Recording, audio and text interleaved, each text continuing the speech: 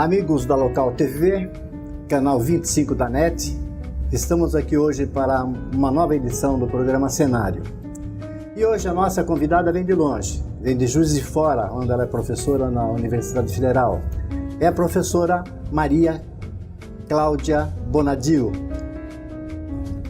filha do nosso amigo, jornalista e historiador Geraldo Bonadio. A Cláudia vai falar conosco sobre a sua especialidade, moda, a história da moda no Brasil. Cláudia, obrigado pela tua presença, vindo tão longe, atendendo o pedido nosso. Eu é que agradeço aí o convite. Para mim é sempre uma alegria poder conversar, né, com as pessoas da cidade de Sorocaba, que afinal é a minha terra natal, né? Certo. Cláudia, qual a tua formação assim, específica? Tá, eu tenho toda a minha formação em História, né? Eu saí de Sorocaba em 1992, fui fazer História na Unicamp. Aí já na minha graduação, eu comecei a me interessar por esse tema. Na verdade, eu me interessava por História das Mulheres, né? E a moda acabou entrando um pouco como alguma coisa que estava muito ligada a esse universo feminino, e eu fui estudar a relação entre moda e mulheres na década de 20. E aí fui para o mestrado também na Unicamp em História, né, onde eu continuei trabalhando com essa questão das mulheres, aí estudando mais a relação da mulher, da moda e do consumo na cidade de São Paulo, no início do século XX, quando você tem a inauguração da primeira loja de departamentos em São Paulo, que é o Mapping Stores, né, saudoso Mapping, que não, né, não existe mais.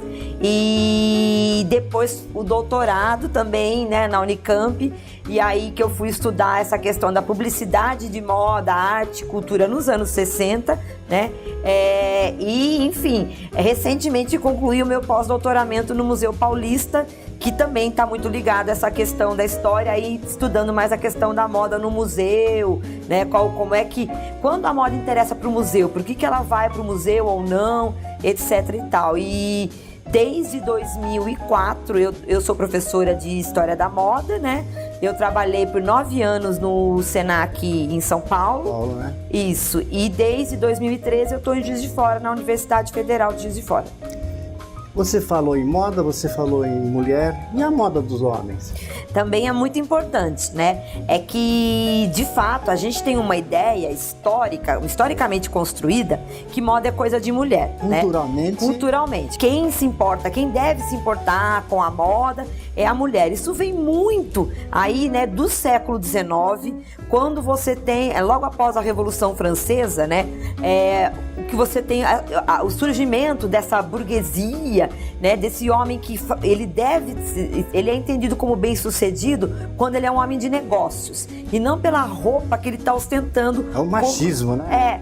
Como acontecia com a nobreza, porque os nobres usavam brocado, né, usavam roupas coloridas, assim, suntuosas, com seda, renda, babado, e de repente isso foi abolido para o homem. Então o homem respeitável é o homem que usa uma roupa discreta, né, e sobra para a mulher toda essa coisa de se enfeitar. Então, inclusive, uma das formas do homem no século XIX mostrar que ele é bem sucedido é quanto mais bem arrumada a mulher dele está, né, quanto mais luxuoso é o vestido dela, e ele, se você olha as pinturas que retratam bailes, por exemplo, do século XIX, você vai ver os homens uniformizados, né, ali de fraque preto, né, com a camisa branca, um piscinê, um relógio.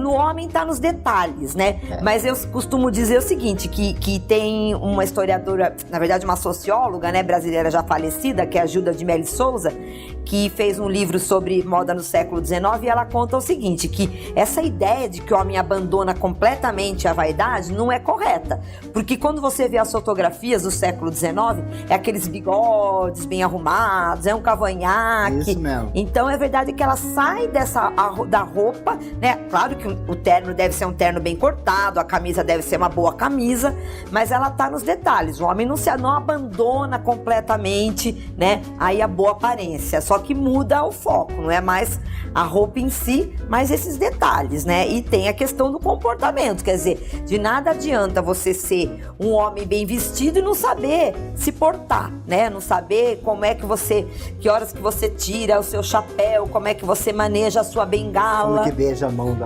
Exatamente, quer dizer, tem todos esses detalhes, exatamente, né? E isso é uma herança que a gente ainda tem. Dos anos 60 para cá, né? Muitas mudanças aconteceram no mundo, inclusive na moda, né? Então, você hoje, por exemplo, tá aqui de calça jeans, né?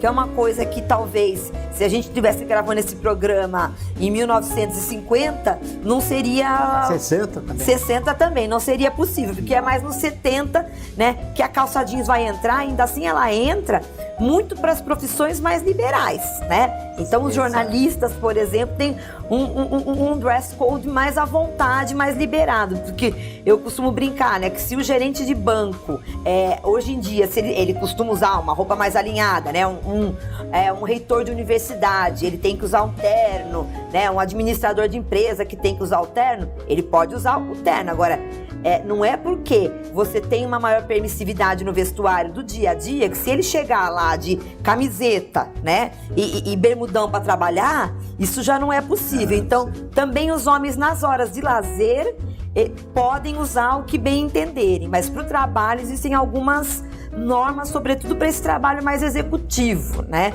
Quer dizer, e mesmo para o jornalista, né? Quer dizer, se o jornalista for trabalhar de chinelo e blusa regata, já não é... Mas se ele tiver que entrevistar na rua. Provavelmente. Aí é quase como se não passasse uma respeitabilidade. É verdade, né? Mas hoje, está século XXI, já é outra história. Nós vamos contar depois no próximo. Tá, joia. Vamos para o intervalo rápido e voltamos logo em seguida. A Zona Norte é grande em tudo. Tem os maiores bairros, as maiores obras, os maiores parques e tem também o maior jornal de bairro de Sorocaba. Jornal Zenorte. Há 9 anos, levando informação à Zona Norte. Agora semanal. Toda sexta-feira nos melhores pontos da Zona Norte. Distribuição gratuita. Anuncie 3418-5285. Visite o portal de notícias jornalzenorte.com.br. Jornal Zenorte, a voz da Zona Norte. Construtora Prohidro, desde 1988, participando do desenvolvimento de muitas cidades, como Sorocaba, Campinas e São Paulo. Obras industriais como ABB, Alcoa, Texis, ZF, GE e muitas outras. Além de 2 unidades sistemistas da Toyota em Sorocaba e incorporações diversas. Uma construtora aberta a parcerias, buscando a viabilidade desde pequenas obras até grandes projetos, sempre cumprindo o cronograma da entrega. A Prohidro é uma empresa sorocabana com certificação ISO 9001 e ISO 14001. Conheça mais sobre a Prohidro. Acesse nosso site ou faça-nos uma visita. Estamos de volta ao programa Cenário.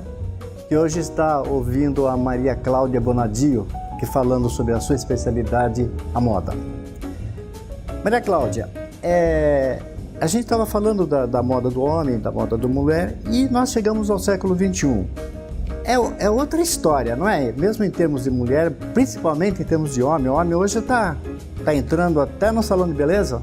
Exato, né? Você tem, muito recentemente aí, essa ideia, por exemplo, do metrosexual, né? Que é esse homem que se cuidaria mais, que faz a sobrancelha, né? Enfim, faz tratamentos de pele. E é curioso porque isso vem muito, né, dos jogadores de futebol. Quer dizer, de repente você tem, né, essa celebridade, porque esses jogadores se tornam estrelas, pessoas importantes aí na sociedade e que se cuidam muito, e você tem uma grande, né, emulação desse comportamento, quer dizer, as pessoas querem imitar. Os artistas também, né? Os artistas também. Então você vê muita gente, muito homem hoje se cuidando, né, de uma maneira, sobretudo os mais jovens, né, que realmente vão, se cuidam, colocam um brinquinho, né, vão para as academias. Vão para as academias, então você tem, porque também não basta você usar uma roupa da moda, o seu corpo também, né? Existe um corpo da moda, né? Como o corpo feminino hoje é o corpo da popozuda, né? Que, enfim, que tem aí aquelas formas mais voluptuosas. Então, você vê até manequins, às vezes, em lojas, que já tem realmente um corpo. Verdade. Muda até o corpo do manequim de loja, né? Então, que é uma coisa que a gente às vezes não repara tanto, mas ele segue esse padrão, né? Como a gente não tem, por exemplo, é muito raro você ver manequim negro em loja, né? E eu tenho um amigo mas que foi... Já tem, mas não é tão comum, não é comum, né? Eu tenho um amigo que foi recentemente para África e fotografou que nas vitrines você tinha muitos manequins negros, porque o público, né, realmente voltado para aquele público consumidor. Então, é uma coisa interessante isso também. Mas sabe, Maria Cláudia, a questão de alguns dias, um médico até estava comentando comigo, assim, a entrada de negros nos anúncios, na publicidade. Uhum. Eu falei assim, o que está acontecendo? Eu falei assim, é muito simples, eles estão comprando. Uhum. Se há um apelo comercial de publicidade, é porque existe um mercado. Uhum. Não Exato. é? E é o que você acaba de falar, né? No caso da modelo, né? A modelo negra, ela está aparecendo, já está nas vitrines. Eu tive recentemente na Europa, já vi muita negra em vitrine da Europa, né? Aqui no Brasil, então, tem que ser maior, porque eu acho que o índice de consumo é muito grande. Muito grande, né? Mas infelizmente ainda não é, né? A gente ainda tem essa diferença, né? Na verdade, a gente tem... tá tão acostumado com essa branquitude nos anúncios, né? Enfim, na moda, na televisão, que parece que é normal, né? Mas na verdade você tem um público muito mais amplo que nem sempre é representado, né? Até essa observação, ela ia mais adiante. Está aparecendo o negro e o japonês nas publicidades. Quer dizer, é o apelo para essas coletividades que estão crescendo, que estão consumindo. Exatamente, né? E a moda deve acompanhar a mesma coisa, né? A moda, na verdade, hoje, é uma coisa até interessante a gente pensar, que ela vem dos lugares mais diversos. Então, você não tem só uma moda que vem da alta costura parisiense, pelo contrário, poucas coisas que a gente veste hoje, né, foram originadas do que apareceu no último desfile daquela temporada. Não, a rua traz muita coisa pra moda também. Então, de repente, você percebe que as pessoas estão usando roupas que vêm, né, desses meninos aí que gostam de rap, de hip hop. Então, esses grupos juvenis que propõem um novo jeito de vestir, né, eles também acabam tendo seu comportamento, né, incorporado. Você tem até uma expressão que se chama os wannabes, que são, por exemplo, os rapazes brancos americanos que querem se vestir como os rappers americanos, né? Então você também tem essa inversão, né, de que não é mais só essa ideia de que a moda vem de cima para baixo, mas ela também vem, né, de outros espaços. Os japoneses mesmo, quer dizer, você tem grupos juvenis lá no Japão que se vestem dos jeitos mais maluquinhos possíveis, né? Então aquelas meninas gothic lolita, que usam umas perucas coloridas e umas roupas que parecem fantasia. E mesmo no Brasil você tem encontros desses grupos, as pessoas se vestem, né, daquela maneira. Então a moda hoje ela tá muito pulverizada, você tem muitas maneiras de vestir que vem de muitos lugares. É o cosplay, né? Mas o cosplay é fantasia. Tem uns que se vestem no dia a dia. No dia a dia. Mesmo assim, eu tive alunas que iam pra faculdade com aquela peruquinha, né, cor-de-rosa, assim, e uma sainha rodada, que tem uma inspiração no século XIX, mas é tudo colorido. Então, né, realmente é muito difícil hoje a gente estabelecer categorias, porque tem muita possibilidade em termos de vestuário. E a moda brasileira? Ela existe? Ela tem hoje uma personalidade no mundo? Então, a moda brasileira na verdade, é assim, acho que toda identidade é uma construção, né? E a moda brasileira também teve a sua identidade construída. Sempre muito através, né, desses ícones do que se entende por brasilidade, sobretudo depois do governo do Getúlio, né? Então essa coisa de você ressaltar aí as paisagens, a cultura popular, o carnaval. Tropicalismo, entra nisso? Entra tudo nisso, quer dizer, então, quando você vê as marcas contemporâneas, né, o que elas destacam? Então, por exemplo, a Osklen, né, que é uma marca importante lá do Rio de Janeiro, que tem lojas lá fora. A roupa dela, na roupa em si, até ela não tem tanto esses elementos. Mas nos editoriais de moda que ela faz, então ela faz editorial de moda no meio de uma floresta de Mata Atlântica, faz editorial de moda no calçadão de Ipanema, né, com a praia ao fundo. Então essa ideia mesmo de uma paisagem tropical, de um certo relaxamento no vestir também, não relaxamento de ser relaxado, mas de ser mais descontraído, né, de ter roupas mais esportivas. E você tem muito a exploração desses elementos. Tem uma marca também que é a M Officer, né? Que hoje o Carlos Miele, que é o dono, né, da M Officer, ele tem marca lá fora, né? Que é a marca Carlos Miele. E que ele faz? Ele explora muito a sensualidade, que é outra coisa também que foi criada como uma espécie de identidade, né? Associada ao Brasil, pro bem ou pro mal. E as praias de Ipanema? As praias de Ipanema. E aí ele faz, por exemplo, as fotografias das modelos, mostrando as curvas da modelo com as curvas do Pão de Açúcar, né? No fundo, então associando todas essas coisas. Então, é uma questão que dá muito pano pra manga, né? É um pouco que eu discuto no meu livro, né? É essa questão da moda brasileira, né? Cláudia, tá muito boa a lição, mas agora é a hora da merenda. Tá jóia. Vamos para um intervalo rápido e voltamos em seguida. Não saiam daí.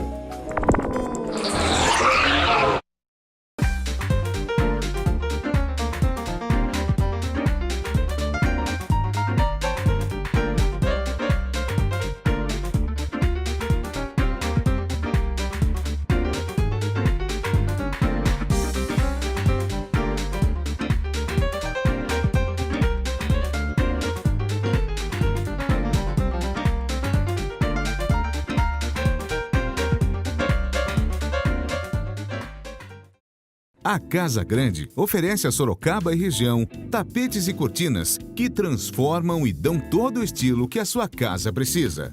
São tapetes de todo o mundo, cortinas e persianas em diversos modelos e papéis de parede exclusivos. Tudo para a sua casa ficar ainda mais bela. Conheça a nossa loja ou agende uma visita em sua casa, na Avenida Barão de Tatuí, 1011, Sorocaba, no telefone 3346-4193. Estamos de volta ao terceiro bloco do programa Cenário, que hoje está ouvindo a professora Maria Cláudia Bonadio falando sobre a moda. Cláudia, quando começa a história da moda no Brasil? Então, com a chegada da corte, né, em 1808, porque antes era a moda do índio.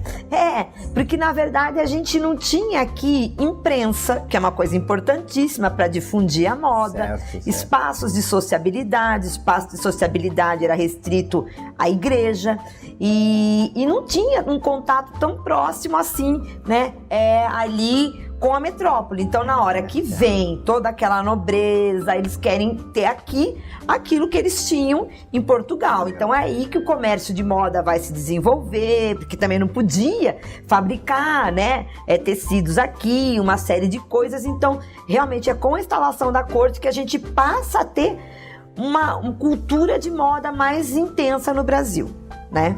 Tá.